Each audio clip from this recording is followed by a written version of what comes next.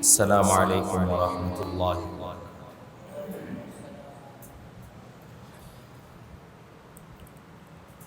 إن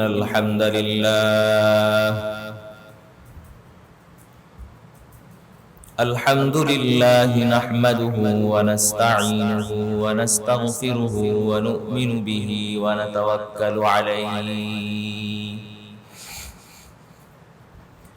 ونعوذ بالله من شرور أنفسنا ومن سيئات أعمالنا من يهده الله فلا مضل له ومن يضلله فلا هادي له ونشهد أن لا إله إلا الله وحده لا شريك له في الخلق والأمر لا ضد له ولا ند له ولا حد له ولا مثل له ولا مثال له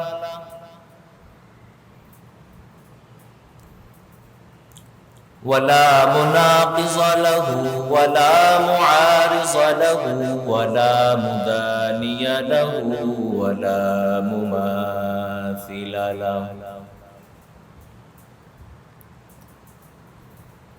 ولا مماثل له يماثله في التدبير والتعميل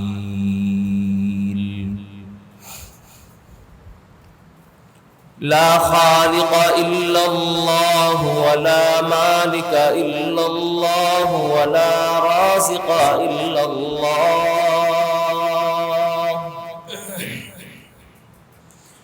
ولا رازق إلا الله ولا محيي إلا الله ولا مميت إلا الله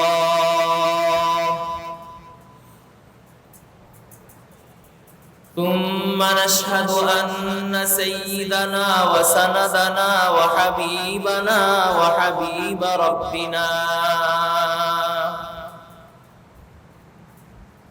وطبيبنا وطبيب قلوبنا أولانا ومولانا محبوبنا معصومنا مقصودنا ومعشوقنا أحسن الخلق وأجمل الخلق وأكمل الخلق له الولاية الخاصة مع صاحب سدرة المنتهى ثم دنا فتدلى فكان قاب قوسين أو أدنى فأوحى إلى عبده ما أوحى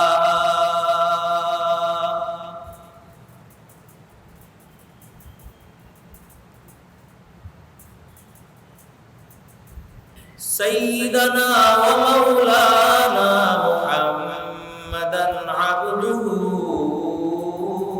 ورسوله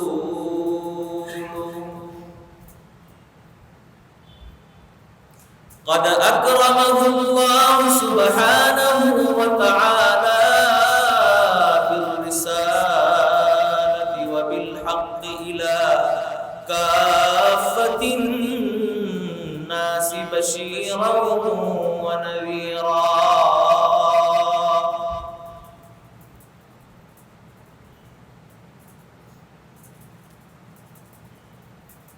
لا كتاب بعد كتابه ولا سنة بعد سنته ولا شريعة بعد شريعته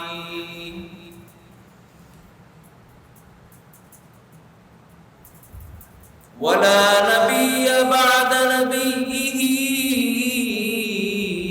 ولا أمة بعد أمته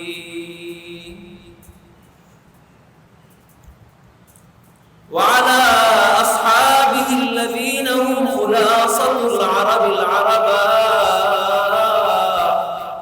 وخير الخلائق بعد الأنبياء، وهم كالنجوم في السماء للاقتداء والاهتداء، وهم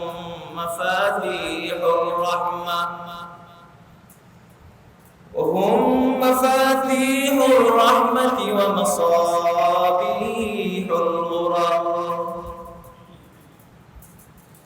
وعلى علماء أمته وفقهاء ملته ونجباء رحمته ومن دعا بدعوتهم بإحسان إلى يوم الدين. أما بعد، فأعوذ بالله من الشيطان الرجيم. بسم الله الرحمن الرحيم.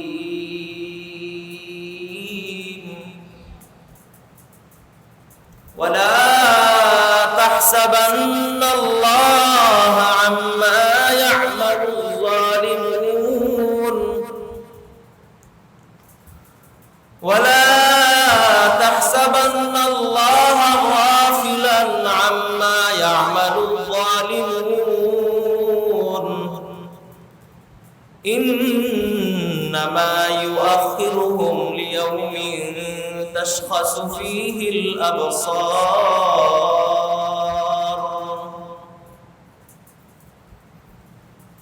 وقال سيدنا رسول الله صلى الله عليه وسلم: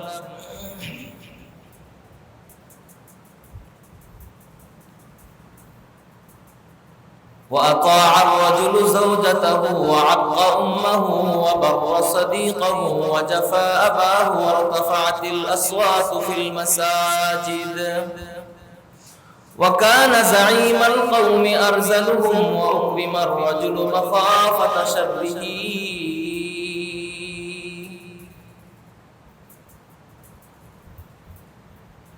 آمنت بالله، صدق الله مولانا العظيم، وصدق رسوله النبي الأمي الكريم، ونحن على ذلك لمن الشاهدين والشاكرين والذاكرين، والحمد لله رب العالمين.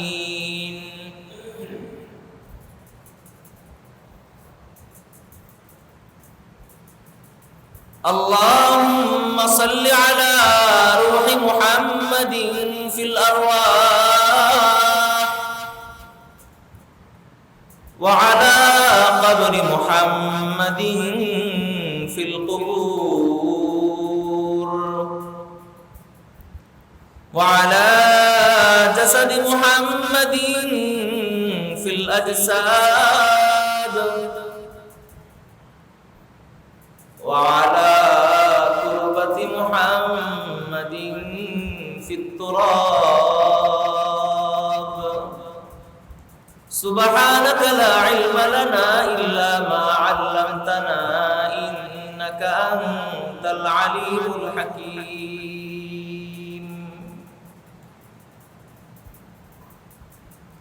الحمد لمن قدر خيرا وخبالا،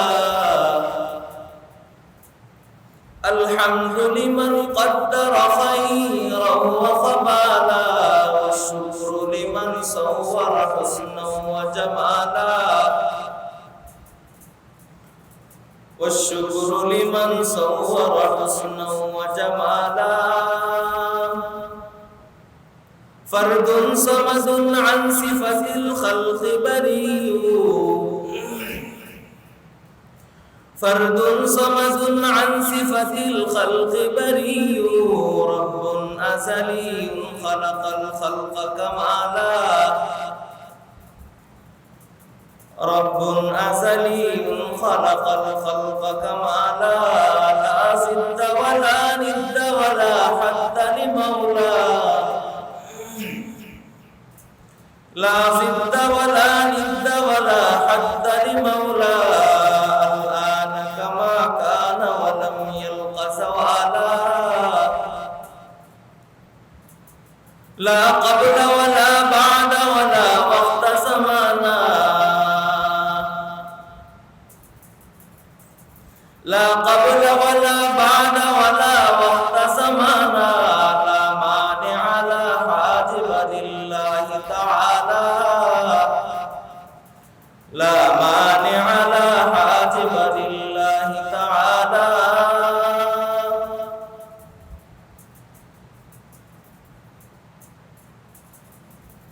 قد كان ولا شيء ولا شمس ضياء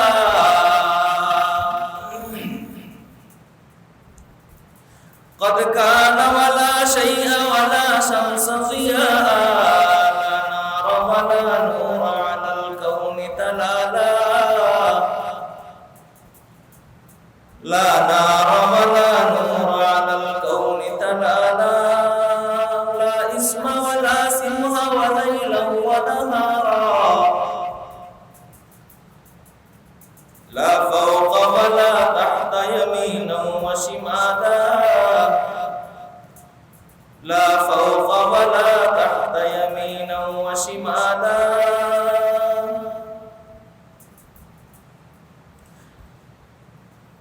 أنا أشهد بالواحد هو الله تعالى أنا أشهد بالله هو الواحد تعالى أنا أشهد بالأحمد لله تعالى أنا أشهد بالأحمد لله تعالى معزز حاضرين محترم মুসলিয়ান کرام আল্লাহ তাআলা অসংখ্য হাজারো করোড় সুজুদ শুকর আদায় করছে যে মহান আল্লাহ তাআলা আমাদেরকে শুক্রবার জুমাবার সফর মাসের শেষ লগ্নে আল্লাহ তাআলা দুনিয়ার সমস্ত কাজ থেকে ফারেক করে আল্লাহর ভালোবাসা অনুসারে থাকার কারণে রব্বে কারীমকে হাজিরি দেওয়ার জন্য আগে আগে মসজিদে আসার তৌফিক দান করেছেন। এজন্য সেই পাকের জাতে আফসার আজিমুশ শান মুহাব্বতের কণ্ঠে আল্লাহ পাককে শোনানোর উদ্দেশ্যে বলি আলহামদুলিল্লাহ। মুআজ্জাজ হাজিরিন,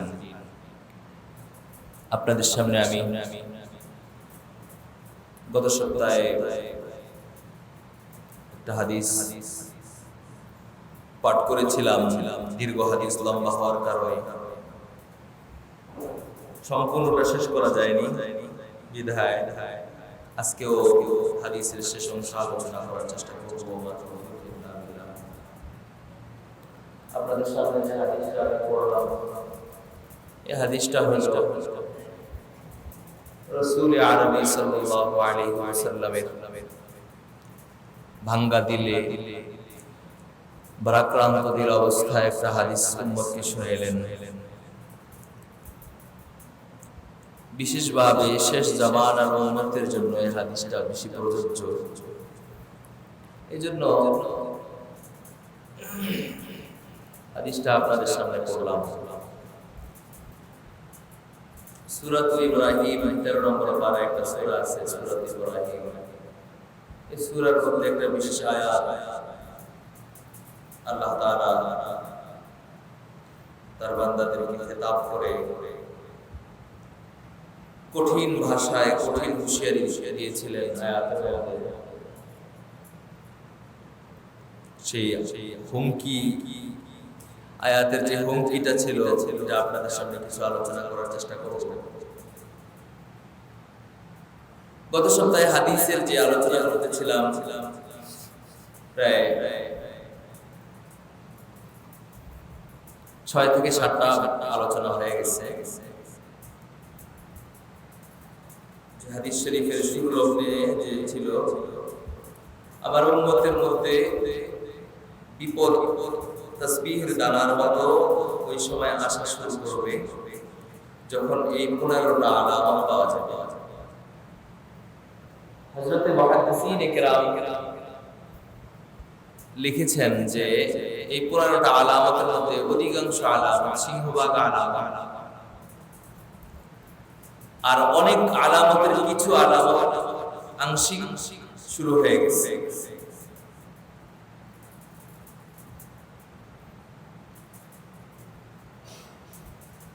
আপনাদের সামনে গত সপ্তাহে পর্যন্ত ছিলাম, যার অর্থ হলো কিয়ামতের আগে মানুষ, ছেলেরা মেয়েরা আপন মায়ের নাফরমানি করবে, আপন মায়ের সাথে আশারি করবে। উকুক মানে হলো নাফরমানি করা।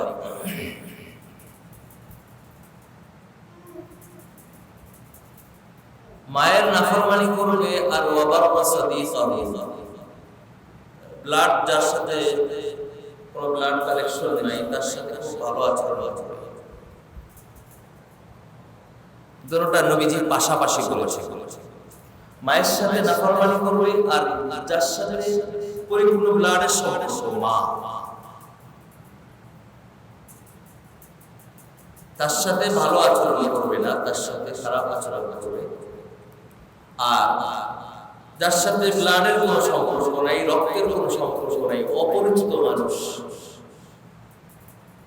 অফিসে, পথে, সফরে বন্ধুত্ব স্থাপন হয়েছে বিদায় তার সাথে সম্পর্ক হয়েছে। আপন মায়ের চেয়েও তার সাথে খবরদারি খুব বেশি নেই, খবর করে। এটাও একটা কিয়ামতের আলামত। মায়ের নাফরমানি করার অর্থ হলো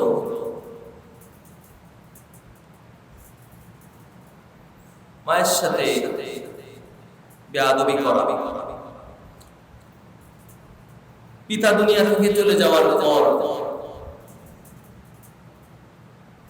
ছেলের অর্থ সম্পত্তি বাকি আছে, তারপর মায়ের সাথে সদাচরণ করে না, মায়ের সাথে দুর্ব্যবহার করে, মায়ের খোঁজ খবর নেয় না, মা চাকরি করে খেতে হয়।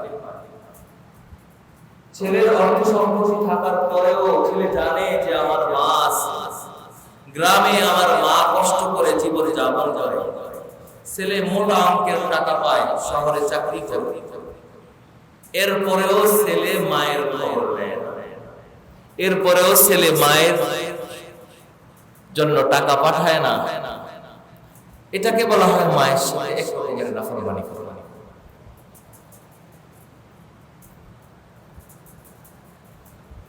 আবার সংসার, একই সংসারে থাকে, মা বাবা ফ্যামিলি মেম্বার সব একসাথেই চলাফেরা, খাওয়া দাওয়া একই সাথে চলে।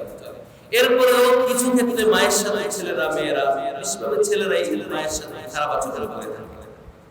সেটা কিভাবে? মাকে তুই তাঙ্গার শব্দ বলে ডাকে, আছে কিনা বলে কিনা? মাকে তুই বলে, জানি না এটা আপনাদের দেশের প্রচলন কেমন। মাকে কি বলে ডাকবে এটা হযরত আব্দুল্লাহ ইবনে আব্বাস রাদিয়াল্লাহু আনহু মাকে একটু জিজ্ঞেস করে যে আমরা মা বাবাকে কি শব্দ বলে ডাকবো। উনি বলছেন যে আপনি বলবেন, সবচেয়ে দামি শব্দ। অনেক ফ্যামিলিতে শিখায় তুমি, শিখায় তুমি কাছি, তুমি শব্দটার কাছাকাছি তুই শব্দটা। এজন্য কেউ যদি তুমি শিখায়, যে কোনো মুহূর্তে ছেলে সন্তান মাকে তুই বলে বলতে কুণ্ঠাবোধ করবে। এজন্য হযরত ইবনে আব্বাস রাদিয়াল্লাহু আনহু বলেন যে মাকে তুমি বলো না, আপনি বলো। আপনি বলার মধ্যে আদব বেশি। এটাও বাচ্চাদেরকে শেখাতে হবে।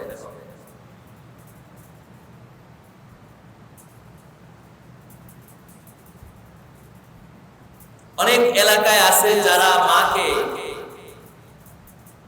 তুমি বলাটা পছন্দ করে। এখন এটা কি জায়েজ? তুই বলাটা মা পছন্দ করে, ছেলেও পছন্দ করে। তুই মা, তুই এটা দে, বাবা তুই এটা দে। মা বাবার নাম ধরে তো ডাকা যাবেই না। এই জন্য যে সমস্ত ঘরে ছেলে বড় হয়, স্বামীর জন্য জরুরি হলো স্ত্রীকে স্ত্রীর নাম ধরে ছেলের সামনে ডাকা যাবে। যেমন হাফসা, কোনো আপনার স্ত্রীর নাম, কারো স্ত্রীর নাম হাফসা, তার ছেলে আছে একজন, তার নাম হলো আব্দুল্লাহ। আপনি আব্দুল্লাহ বড় হওয়ার পরে যদি বলেন এই হাফসা এদিকে আসো, ছেলে এখনো তামিজ করার মতো তার যোগ্যতা আসে নাই।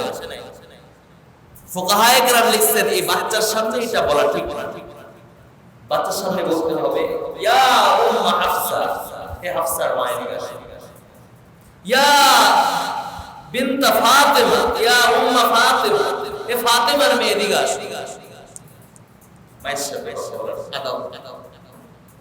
আপনি যদি সরাসরি নাম করে বলেন তাহলে আপনার ছেলেও নাম, মার নাম ধরে ধরে ডাকবে, হাফসা এদিকে আসো। বেয়াদবি, বেয়াদবি শিখলো।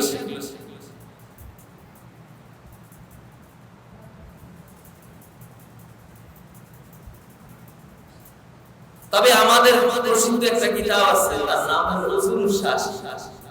এটা উসুলের একটা কিতাব।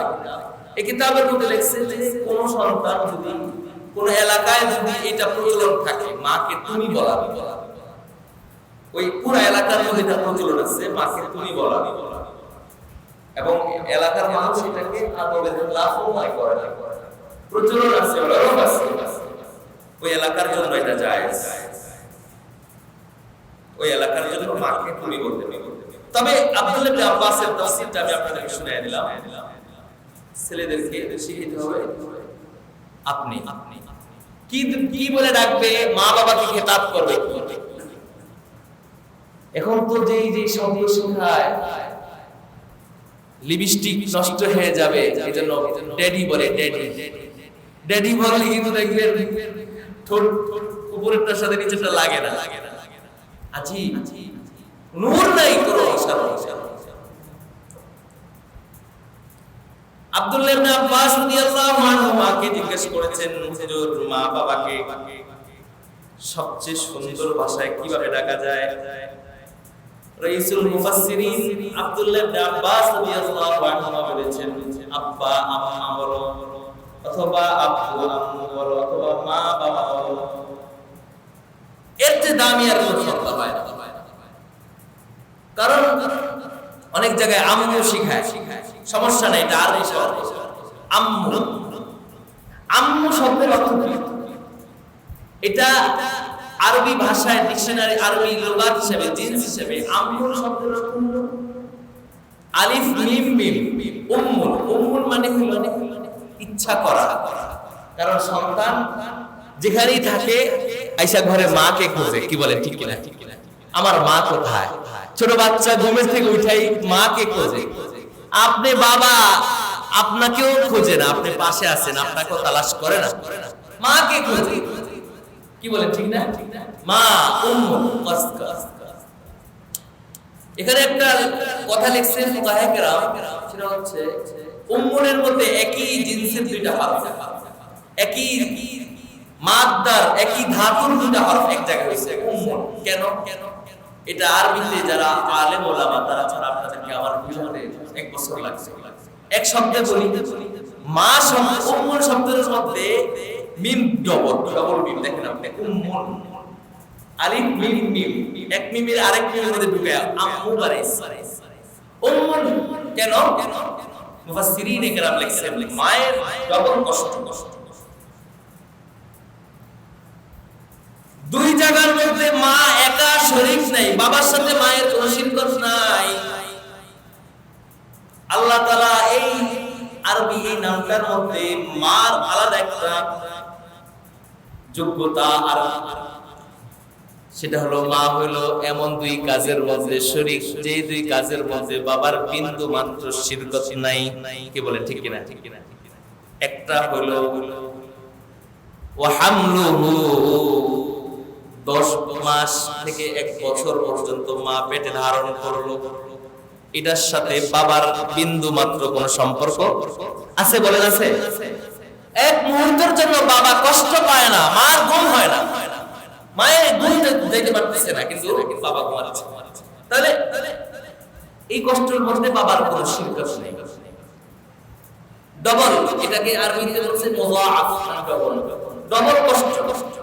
আরেকটা হলো ওয়া হামলুহু ওয়া ফিসালুহু 30 শাহরা, মা বাচ্চাকে যখন দুনিয়াতে আসার জন্য মায়ের গর্ভ পর্যন্ত শরীর নেই, এই দুই কষ্টের মধ্যে শুধু মা একাই। এরপরে লালন পালনের ক্ষেত্রে গিয়ে মা আর বাবার মধ্যে খেদমতের মধ্যে পার্থক্য। আপনার এটা মনে রাখতে হবে, মায়ের কথা এত বেশি আসছে। একই মুহূর্তে যদি মা আর বাবা দুইজনে পানি চায়, দুইজনে কি চায়? কথা বলেন না, কি চায়? পানি চায়। আব্দুল্লাহ আমাকে একটু পানি দাও। মাও বলো আব্দুল্লাহ রে আমাকে একটু পানি দে। আপনি কাকে আগে পানি দিবেন? দুইজন যদি এক হয়ে যায়, মাকে আগে পানি দিবেন। যদিও আপনার সব টাকা বাবা দেয়, আপনার লুঙ্গি কাপড় চোপড় বাবা কিনা দেয়, আপনি জানেন আপনার বাবা আপনার মহসিনে আজম, হক মহসিনে আজম, এটা আপনি দেখেন। কিন্তু দুনিয়াতে আসার জন্য যে কষ্টগুলা মুজাহাদাগুলা করা লাগছে, এইগুলার মধ্যে বাবার কোনো শিরকত ছিল না। এজন্য রাসূলুল্লাহ ইসলাম বলেন যে তুমি খেদমতের ক্ষেত্রে তোমার মাকে আগে প্রাধান্য দাও, মাকে আগে প্রাধান্য দাও। ঠিক আছে, তোমার বাবা তোমার জন্য অনেক কিছু করেছে, এটা আমাদের খেয়াল করতে হবে। অনেক ফ্যামিলিতে এটা নাই, মায়ের খোঁজ খবর নেওয়া হয় না। এটা কিয়ামতের আলামত। যুবকরা বিশেষভাবে মায়ের খোঁজ খবর নেয় না। ফেসবুক নামক গজবের মধ্যে সব সময় লিপ্ত থাকে, মাথা গরম। এটা করা যাবে না। তবে আরেক ক্ষেত্রে শরীয়ত বাবাকে প্রাধান্য দিয়েছে। বাবারা কষ্ট নিয়েন না, মাকে পানি আগে দেওয়ার কারণে আপনি মনে কষ্ট নিয়েন না। আপনাকেও অন্য জায়গায় শরীয়ত প্রাধান্য দিয়েছেন। সেটা হচ্ছে ফিল আমর, হুকুমের ক্ষেত্রে, দুনিয়াবি কোন কাজের ক্ষেত্রে, দ্বীনি কোন কাজের ক্ষেত্রে, কোন মাশওয়ারার ক্ষেত্রে বাবার কথাকে প্রাধান্য দিতে হবে। কারণ হাদিস শরীফ আসছে হুন্না নাফিসাতুল আকলি ওয়াদ দ্বীন, মহিলারা মায়ের জাত, এরা দ্বীনের ক্ষেত্রেও কম বোঝে, আবার দুনিয়ার ক্ষেত্রেও কম বোঝে। এরা আকল কম। হুকুমের ক্ষেত্রে, দুনিয়াবি বা উখরাবি হুকুমের ক্ষেত্রে বাবাকে প্রাধান্য দিতে হবে। শর্ত হইল ওই বাবার কথাগুলা দ্বীনের স্বার্থে হইতে হবে, দ্বীনের উদ্দেশ্যে হইতে হবে। যদি মা বলে আমি আমার ছেলেকে মাদ্রাসায় পড়াবো, আর বাবা যদি বলে আমি আমার ছেলেকে স্কুলে পড়াবো, এখন আপনি কি করবেন? আপনি এই বয়সে পৌঁছেন যে আপনি বুঝতে পারেন কোনটা ভালো কোনটা ভালো। এখন লা তুআতা লি মাখলুকিন ফি মাসিয়াতিল খালিক, খালেকের নাফরমানি করা যাবে না মাখলুকের অনুগত করে। এখন আপনার মাকে আপনি প্রাধান্য দিতে হবে, কারণ মা যেটা বলতেছে এটা হক। এজন্য এই জিনিসগুলোর ক্ষেত্রে, ডাকাডাকির ক্ষেত্রে বাচ্চাদেরকে শিক্ষা দিতে হবে। শিক্ষা যদি দেওয়া হয় তাহলে এরা দ্রুতই মা বাবার আদর বুঝবে।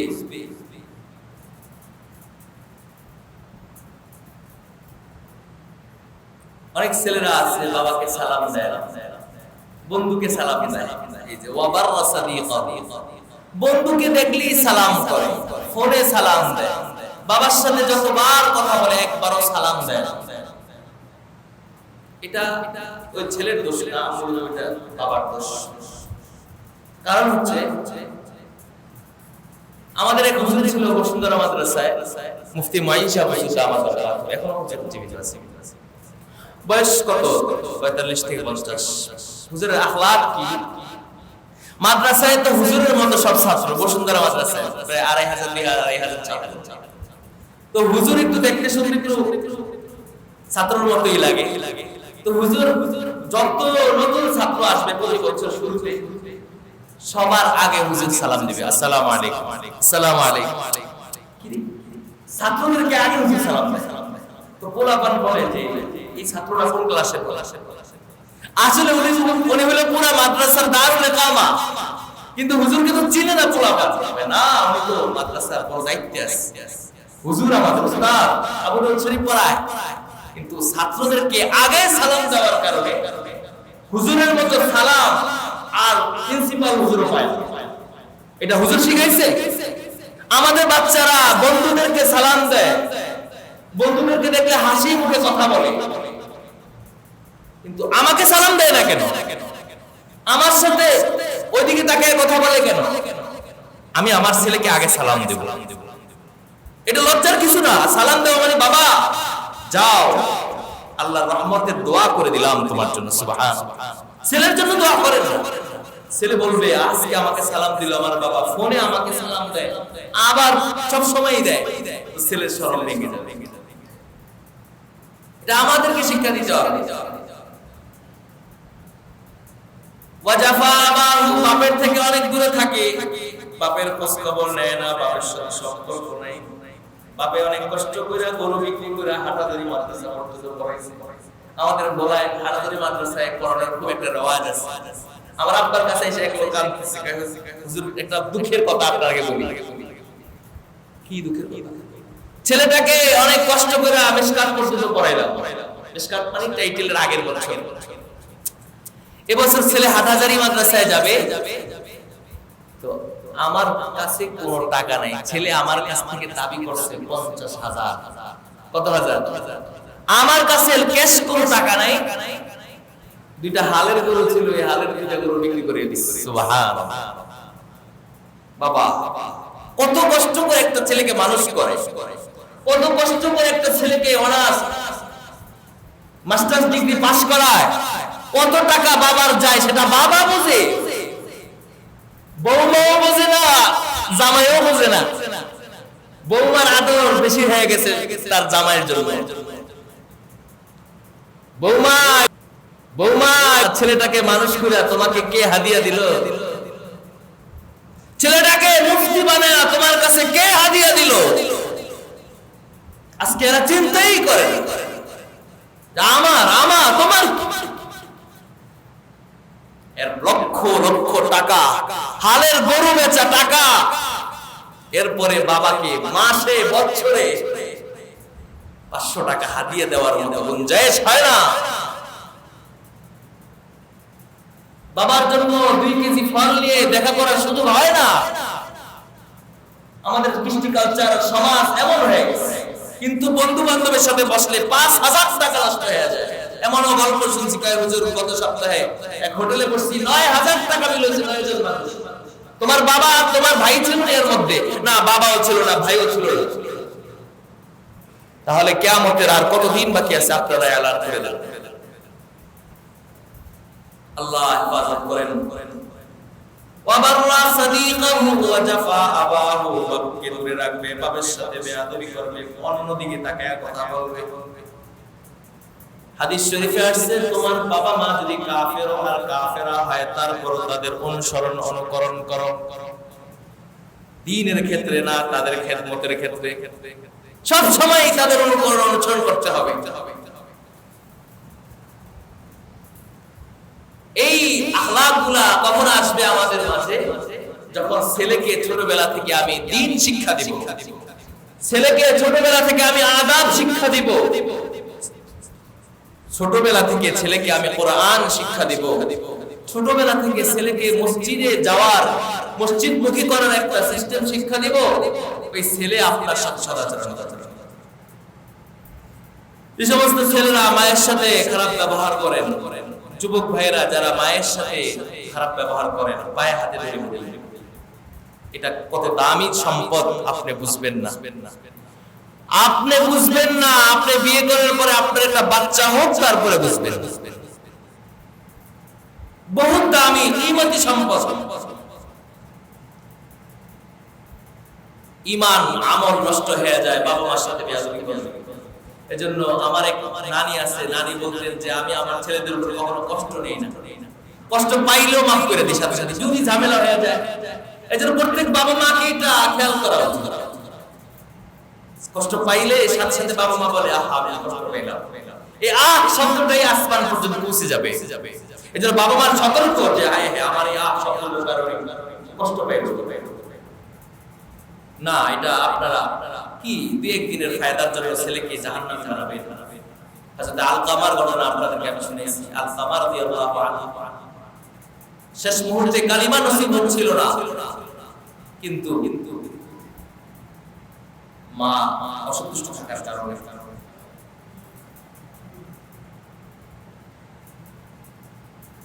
কিয়ামতের আলামতের মধ্যে আরেকটা বড় আলামত হলো ওয়ারতাফাতিল আসওয়াতু ফিল মাসাজিদ, ওয়ারতাফাতিল আসওয়াতু ফিল মাসাজিদ, মসজিদগুলোর মধ্যে আওয়াজ শোরগোল বেড়ে যাবে। এটা এক সময় বুঝে আসে নাই, এখন পরিষ্কার। এক সময় মানুষ মসজিদে আসলে আমরাও ছোটবেলায় দেখছি যারা কোরআন শরীফ পড়তে পারতো না, এক লেভেলের এক শ্রেণীর মানুষ মসজিদে আসলে একেবারে চুপ। একটা আগের যুগের কোরআন শরীফ নিয়ে এইভাবে হাত দিয়া খালি টানতেন আর বলতেন আল্লাহ তুমি যা বলছো সত্যই বলেছি। এরপরে ইকামত দেওয়ার আগে এইভাবে আগে জমা দিয়ে রেখে না কাজ করে। এখন আইসা মসজিদে আইসা দুনিয়ার সব গল্প মসজিদে করে, যেটা বাহিরে করার সুযোগ হয় নাই, যে গল্পটা এটা আইসা মসজিদে লাগায়। এই গল্পগুলো করার কারণে আমার আমলগুলো বরবাদ হয়, আমল নষ্ট হয়। প্রথমে আমাকে ফেরেশতা বলে উসকুতিয়া সাদিকাল্লাহ, আল্লাহর বন্ধু আপনি চুপ করেন না, আল্লাহর ঘরে আসছেন, বন্ধু হয়ে আসছেন, চুপ করেন। তারপরেও তার ঠোঁট বন্ধ হয় না, ফেরেশতার মাথা গরম। তারপরে কয় উসকুতিয়া আব্দুল্লাহ, ও আল্লাহর বান্দা চুপ করো। চুপ করেন আল্লাহর বন্ধু, ওইটা চেঞ্জ হয়ে গেছে আদবের শব্দ, আপনি শব্দ চেঞ্জ। এরপরে তৃতীয়বার যখন চুপ হয় না তখন কয় উসকুতিয়া আদুল্লাহ উখরুজ মিনাল মসজিদ, এ আল্লাহর দুশমন চুপ কর, মসজিদে বাইরে, মসজিদে বাইরে, তোর দরকার নেই। আহা আন তাহবাতা আমালুকুম ওয়া আনতুম লা তাশউরুন, তোমার আমল এমন ভাবে বরবাদ হবে যে তুমি জানবাও না, টেরি পাবে। কি দরকার আমার মসজিদে এসে লম্বা টাইম বসে থাকার? যদি আমি তাসবিহ ফাতিমি আদায় করতে না জানি, আমি যদি তিন তাসবিহ না জানি, কোরআন তেলাওয়াত না জানি, কথা বলার অভ্যাস থাকে, তাহলে মসজিদে সময় না দেওয়াই ভালো। এরপরে মোবাইলের আওয়াজ তো আছেই, যত বড় মসজিদে যান আগে মসজিদের সামনে গিয়েও মানুষ গান বাজাইতো। এখন ইহুদি খ্রিস্টানদের রিংটোন গুলো এমন ভাবে দেওয়া, সবগুলোর মধ্যে গানের বাদ্য, গানের আওয়াজ, সেম টু সেম গান। অতএব আল্লাহু আকবার, আল্লাহর সামনে দাঁড়ায় যখন ফোন বাজে, গান শুরু হয়ে গেল, আওয়াজ শুরু হয়ে গেল, বাস পুরো মসজিদ ওয়ারতাফাতিল আসওয়াতু ফিল মাসাজিদ। আপনি কি তাকে গালি দিবেন? কি বলবেন? কি করা যাবে? তার সাথে ঝগড়া হলে তো আরো বেশি শোরগোল হয়ে যাবে। আরেকজন আছে এত জোরে আওয়াজ করে মসজিদ ভূমিকম্প শুরু হয়ে যায়, মসজিদের মধ্যে ভূমিকম্প। তো হুজুর কোনায় হুইলচেয়ার নিয়ে বসে বসে নামাজ করে। এ ভাই মসজিদ ভূমিকম্প হলো কি আজকে? বুঝলাম না। কয় হুজুর বুঝবেন না, এটা হলো ওয়ান টাইম ভূমিকম্প। এটা মাগরিবে আর এশায় আর ফজরে এই ভূমিকম্পটা হয়। আমাদের এই মসজিদের যোহরেও ভূমিকম্পটা হয় না, আসরেও হয় না। তার মানে হলো এটা হলো ওই দলের লোক যারা 9:30টার পরে আযান দেয়। বুঝেন নাই কথাটা? আচ্ছা, আপনি যে আমিনটা জোরে বললেন, পুরো মসজিদের মধ্যে ফেরেশতা আছে কিনা বলেন না? এই জামাতে ফেরেশতা আছে কিনা বলেন না? সবাই কথা বলেন আজকে। এই প্রত্যেক নামাজে ফেরেশতা আছে কিনা? আচ্ছা, এই পর্যন্ত কোন বিশ্বাস, কোন বুজুর্গ, কোন আহলে দিন, কোন আলেম ফেরেশতার আমিন শুনছিলেন? বলেন, সত্য বলেন। অনেকে তো আল্লাহর নবীর স্বপ্নে না দেখেও বলে আমি স্বপ্নে দেখছি, নিজের বুজুর্গি জাহির করে। সবচেয়ে বড় লম্পট আর বাটপা। তুই যদি আল্লাহর নবীর স্বপ্নে দেখতি, তুই জীবনে কথা বলতি না। তোর এটা বলা লাগবে, এটা সব জায়গায় এলান করা লাগবে। তে আমিন আজ পর্যন্ত ফেরেশতার আমিন আপনারা কেউ শুনছেন? আমি তো শুনিনি। 17 বছর মাদ্রাসায় ডলছি, পুরো শরীরে ডলছি, কোনোদিন শুনি নাই। মাদ্রাসা মসজিদে আমিন ফেরেশতার আমিন শুনি না। হাদিস শরীফে কি আসছে দেখেন, বুখারী শরীফ মান ওয়াফাকা তামিনুহু তামিনাল মালাইকা গুফিরা লাহু মা তাকাদ্দামা মিন যাবু মুসাল্লিরা। তোমাদের সূরা ফাতিহা ইমাম সাহেব পড়ার পরে যারা আমিন বলবা, খুব মনোযোগ সহকারে শুনেন, যার আমিনের আওয়াজটা ফেরেশতার আমিনের আওয়াজের সাথে সব দিক দিয়া মিলে যাবে, যার আমিনটা ফেরেশতার আমিনের সাথে হার লাইনে মিলে যাবে, তার জীবনের সব গুনাহ আমি আল্লাহ মাফ করে দিলাম। আচ্ছা ফেরেশতার আমিন আপনি শুনেন নাই, তাহলে আপনি চিল্লায় আমিন করুন কা? আমিন। আরে আমিনের স্টাইল না ভাই, ফেরেশতারা আমিন যেদিন শুনবেন এই দিন জুড়ে বলেন। তাছাড়া ওয়ারতাফাতিল আসওয়াতু ফিল মাসাজিদ, মসজিদের মধ্যে চিল্লায় আমিন বলে আদর্শ মসজিদকে নষ্ট করার দরকার নেই। যদি আমিন সুন্নতি হয় জোরে বলা, আমি আগে বলবো ইনশাআল্লাহ। আমাদের কোন আলেমকে দেখি নাই কাসেম নানতুবি আমিন জোরে বলে নাই, ইয়াকুব নানতুবি আমিন জোরে বলে নাই, হোসেন আহমদ মাদানী আমিন জোরে বলে নাই, আশরাফ আলী থানভী আমিন জোরে বলে নাই, আল্লামা আহমদ শফি আমিন বলেন নাই রাহমাতুল্লাহি আলাইহি, আল্লামা তাকি উসমানী আমিন বলেন নাই। আপনি কি আমি কি? এই যে এইটা একটা কিয়ামতের আলামত। এই 40 বছর আগে আমাদের ইন্ডিয়া উপমহাদেশে মসজিদে জোরে আমিন বলার কোনো রেওয়াজ ছিল না, তাই কিয়ামতের কাছাকাছি আযান হয়ে গেছে। এখন সৌদি আরব গিয়া টাইপেন কইরা রোড সাফ করছে, আসলে কয় আমি বড় ম্যানেজার ডক্টর, এয়ারপোর্ট থেকে ছাড় ছেড়ে দেন। খোঁজ দিলে তার আইডেন্টি কার্ড দেখলে বোঝা যায় সে একজন ঝাড়ুদার রাস্তা। আইসাই আল্লাহু আকবার আমিন জোরে। আমরা কে কইছে আমিন জোরে? আমরা দরতাফাতিল আসওয়াতু ফিল মাসাজিদ, আপনি বুঝেন না, বুঝার চেষ্টা করেন। আল্লাহ আমাদেরকে মাফ করুন। ওয়া কানা যাইমান কওমে আরসালুহুম, নেতা হবে সবচেয়ে নিকৃষ্ট কওমের নেতা হবে চোর বাটপার লম্পট। নেতা ভালো মানুষ হবে না, যারা চোর বাটপার লম্পট তারাই নেতা হবে, জালেম হবে, নেতারা জুলুম করবে, সামনে সামনে মানুষ সম্মান করবে। ক্রিমার রাজুল মাখাফাতা শাররি, নেতার সামনে দেখলে আসসালামু আলাইকুম, নেতা কয় দেখো আমারে কত সম্মান করছে, আমারে কত মহব্বত করে, আয় হা যাওয়ার 2 মিনিট পরে কয় সবচেয়ে বড় বাটপার, যারা সালাম দিলাম সবচেয়ে বড় বাটপার। আমাদের এখানে সিংহভাগ মানুষ চাকরিজীবী, যে একটু বড় ম্যানেজার তার হাকিকতটা থাকে কি দেখেন, বড় ম্যানেজার তার বেতন বিশেষভাবে 50-60 হাজার টাকা। নতুন একজন লোক কোম্পানিতে ঢুকছে, ফোন করছে আজকে আমি একটু আসতে পারবো, একটু স্যার একটু মাপ।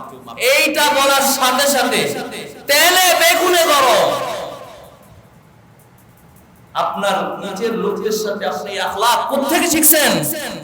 আজকে আপনাকে কোম্পানি না করে দিতে পারে, আপনি ম্যানেজার ডাইরেক্টর হওয়ার কারণে নিচের লোকদের সাথে খারাপ ব্যবহার করেন, আপনি জিম্মাদার হওয়ার যোগ্য না। সামনে সামনে লোকটা কেমন ছিল, ভালো ছিল, দেখবেন বিভিন্ন জায়গায় জানাজা নামাজের পরে নামাজের সময়, এটা সাধারণত চট্টগ্রাম আমরা দেখছিলাম,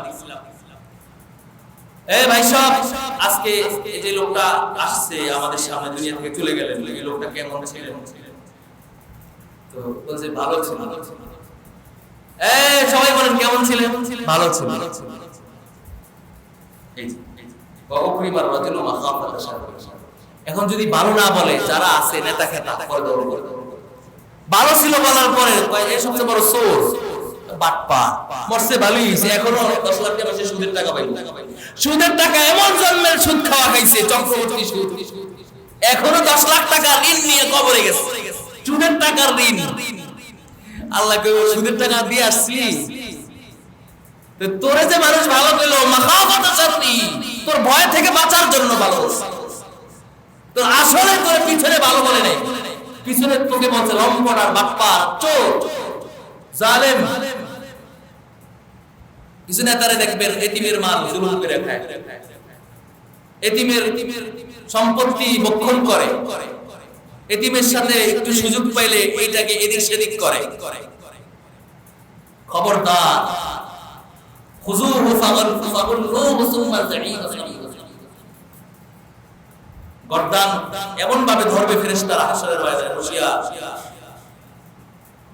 এতিমের মাল ভক্ষণ করা সহজ বিষয়।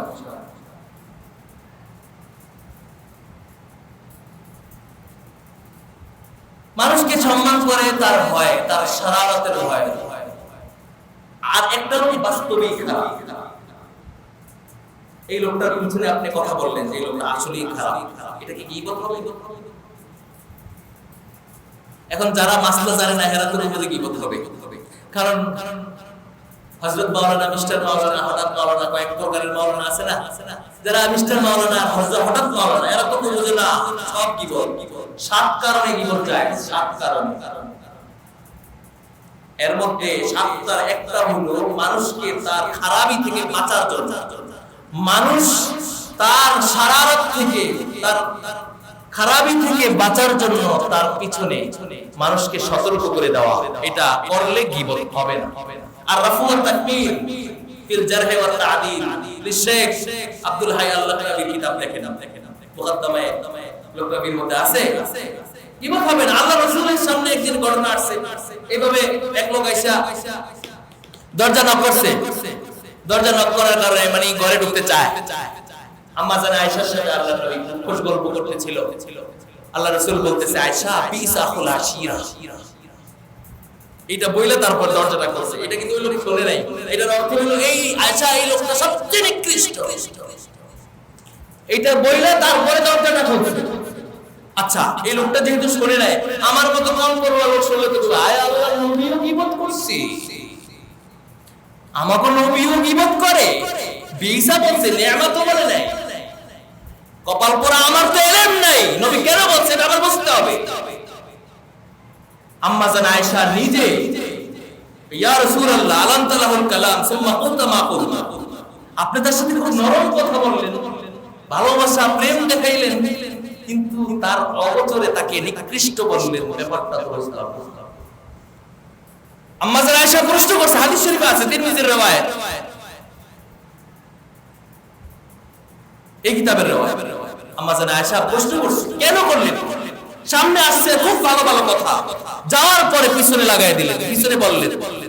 আল্লাহ রাসূল বলেন যে আসার পরে যে তার সাথে আমি কথা বললাম সুন্দর সুন্দর, এটা হলো আমার আখলাক, আমি নবীর আখলাক। একজন মানুষের সাথে কিভাবে কথা বলতে হবে, সে একজন মানুষ, মুআশারা এটা আমার। আর ওই যে বললাম বিসা খুলা শিরা, এই জাতির নিকৃষ্ট লোক, এটা বলছি যেহেতু তুমি আমার হাদিস আমার ওফাতের পরে সারা উম্মতে মুসলিমের কাছে পৌঁছে দিবে, মদিনার অলিতে গলিতে আমার হাদিসের খবর দিয়ে দিবে, এই লোকটার মধ্যে একটি ইহুদিয়তের ভাব আছে, নিকৃষ্ট মুনাফিকের ভাব আছে। এটা যদি কোনো মানুষ না জানে তাহলে তার কাছ থেকে ফায়দা হাসিল করতে পারবে না, তার কাছ থেকে তার থেকে দূরে থাকতে হবে। মানুষকে সতর্ক করার জন্য আমি তোমাকে জানায়া দিলাম বিসা খুলা শিরা। অতএব ওইটা হলো আমার সতর্ক তাজিম, আর পরেরটা হলো আমার আখলাক। এজন্য মুহতারাম হাজিরিন, অনেক সময় অনেক কথা বলা লাগে, সব কথা গীবত হবে। উকরিমার রাজুল মাখাফাতা শাররিহি, শারারতের কারণে, নিকৃষ্ট হওয়ার কারণে তাকে ভালো বললেন। ওয়াশরিবাতিল খুমুর ওয়া লুবিসাল হারির, কিয়ামতের আলামতের মধ্যে আরেকটা আলামত হলো মদ পান করা হবে, শরাব পান করা হবে সবার সামনে। এমন কোন পাড়া নাই, এলাকা নাই, গ্রাম বাকি থাকবে না যেখানে মদের বোতল, ফেন্সিডিলের বোতল থাকবে না। আজকে আপনি ফেসবুক খোলেন, ইন্টারনেট খোলেন, গত সপ্তাহে, গত শনিবার না রবিবার, আমি তো সাধারণত ওই সেট চালাই না, তারপর অনেক সময় নজরে পড়ে যায়, দু একটা কথা বলার জন্য বলতে হয়। ভারত থেকে মরা লাশবাহী গাড়ি আসছে, পুলিশ ধরছে, লাশবাহী গাড়ি, কিন্তু সবার চেহারায় হাসি। লাশের সামনে যারা বসা থাকে তাদের চেহারায় তো হাসি থাকে, অবশ্যই তারা খুব পেরেশান থাকে। তোমরা তো হাসি কেন, দাঁড়াও। তাদেরকে পুলিশ আটক করেছে। স্যার এখানে 4টা লাশ আছে। কয়টা লাশ? এই কয়টা লাশ? আরে সর্বনাশ, এক গাড়িতে 4টা লাশ, মানুষ হলো একজন। পুলিশকেও তো আল্লাহ তাআলা বানাইছে, তার দিলে সন্দেহ ঢুকে গেছে।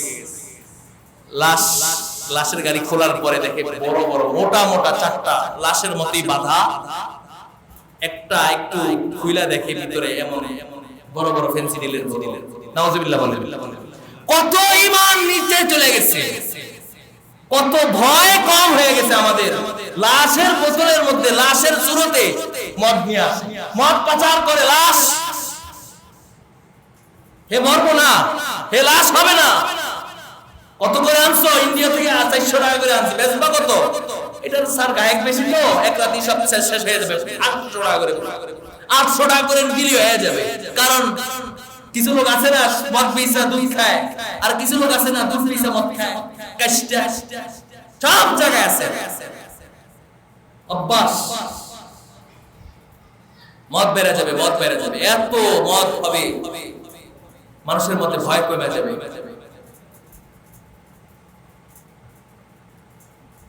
আল্লাহ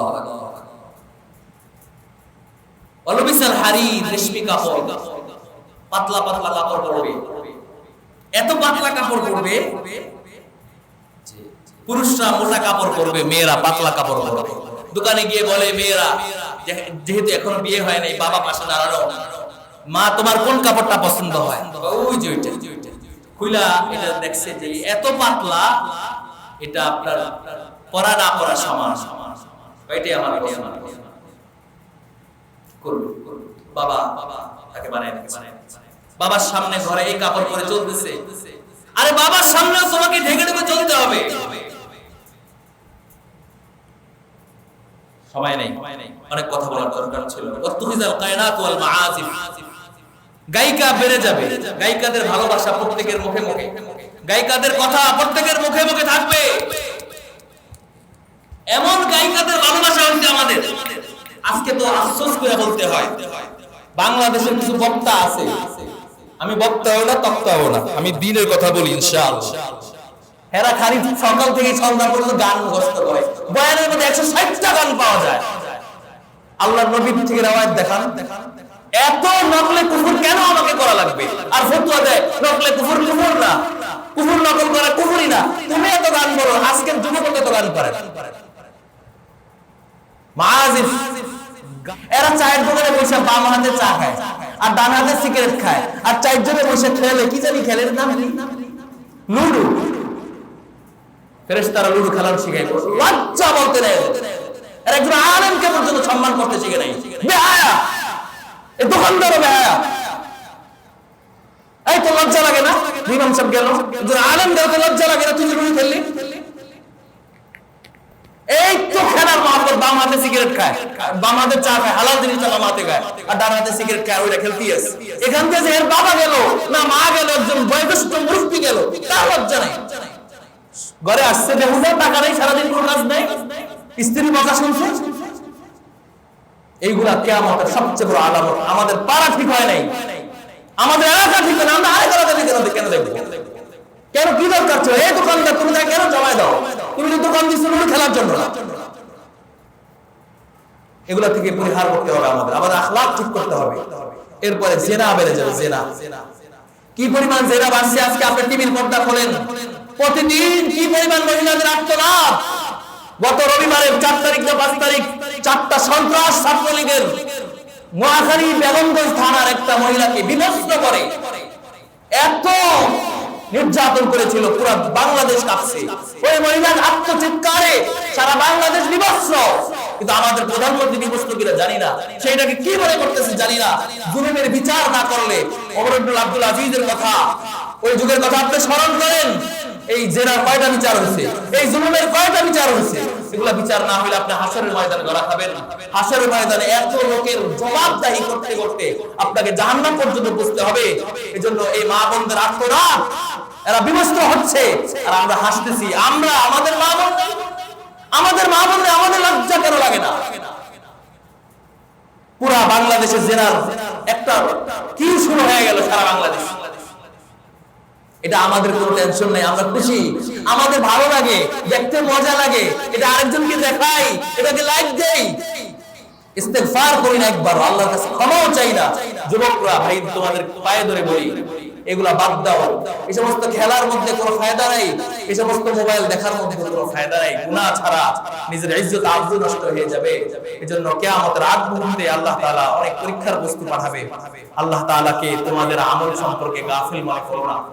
তোমার বাবা তোমাকে যতটুকু খেয়াল রাখে, আমার বাবা আমাকে যতটুকু খেয়াল রাখে, আল্লাহ বলে আমি তার চেয়ে শত কোটি গুণ বেশি খেয়াল রাখি। ওয়ালা তাহসাবান্নাল্লাহা গাফিলান আম্মা ইয়ামালুজ জালিমুন। আমি কোন জালেমকে ছাড়বো না। ধরেন না কে ইন্নামা ইউআখিরুহুম লিয়াউমিন তাশখাসু ফীহিল আবসার। যেই দিন চোখ উল্টে যাবে, মজবুত কদমগুলো লড়তে থাকবে, ওই দিন ধরো। অতএব ভালো হয়ে যান, আমরা সবাই ভালো হয়ে যাই। খেলাখেলি বাদ দেন। যাদের কোনো কাজ নাই তারা ওই চারজন মহিলা এই চাইর মাথা এটা আর বসায় না, এটা যাতে আর না দেখি, আর যাতে না দেখি। খবরদার, আজকে যদি ইসলামী রাষ্ট্র থাকতো সর্বপ্রথম আমি বের হইতাম, আমি মসজিদ থেকে লাঠি নিয়ে বের হইতাম, কিন্তু এখন তো পারতেছি না, মজবুর।